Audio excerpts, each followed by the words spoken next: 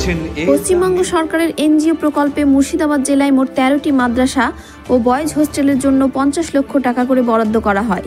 তার মধ্যে বেলডাঙ্গা জলিলিয়া মাদ্রাসা একটা।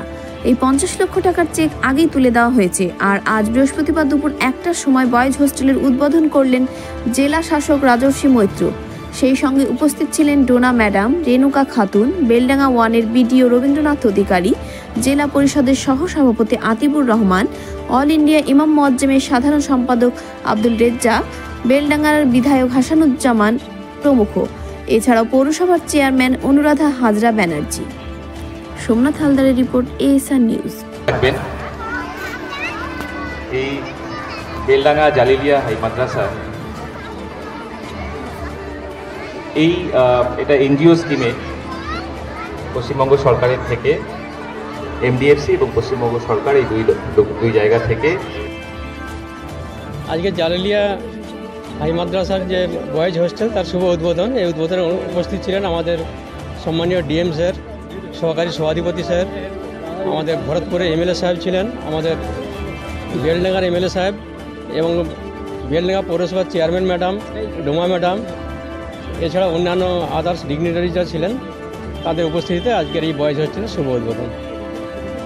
ডোমা ম্যাডাম তো উনি আলোচনা করলেন যে বিশেষ করে সংখ্যালঘু একটা যে বয়েজ হোস্টেল সেটা আজকে উদ্বোধন হলো। আজকে আমাদের উপস্থিত ছিলেন মুর্শিদাবাদ জেলা শাসক ছিলেন এবং রেজিনগর ভরতপুরের বিধায়ক সাহেব হুমায়ুন কবির সাহেব উনি উপস্থিত ছিলেন এবং হাসানুজ্জামান এখানকার যিনি বিধায়ক উনি ছিলেন এবং এখানকার যিনি বেলডাঙ্গার পুরপিতা যিনি চেয়ারম্যান উনি উপস্থিত ছিলেন, সহকারী সভাধিপতি ছিলেন, বিডিও সাহেব ছিলেন, ডোমা ম্যাডাম ছিলেন।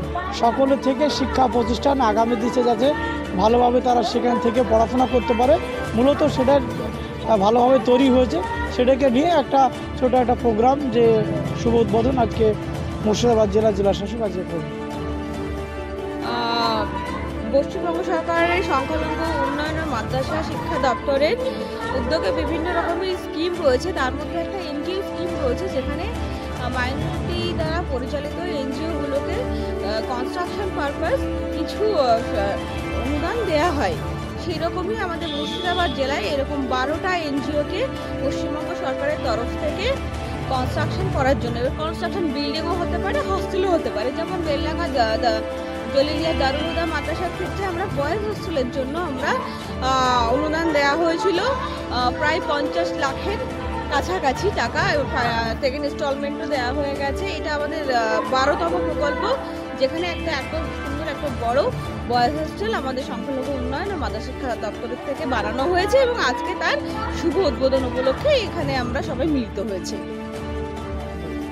বিশেষ করে আমি আমাদের যেদিনকে তৃণমূল সরকার এসেছে যথেষ্ট আমাদেরকে এইরকম সংখ্যালঘু দপ্তর থেকে বা আমাদের মাসা দপ্তর থেকে বেশ অনেক আমাদের হেল্প করেছে। তার মধ্যে এটাও একটা বেলডাঙ্গা জলিলিয়া দারুল হুদা মাসা একটা বয়েজ হোস্টেল, তাতে মোটা অঙ্কের একটা ব্যালেন্স তারা আমাদেরকে হেল্প করেছে এবং যার কারণে আমরা অনেক ছাত্র আগে ভর্তি নিতে পারতাম না, রাখার খুব সমস্যা হচ্ছিল।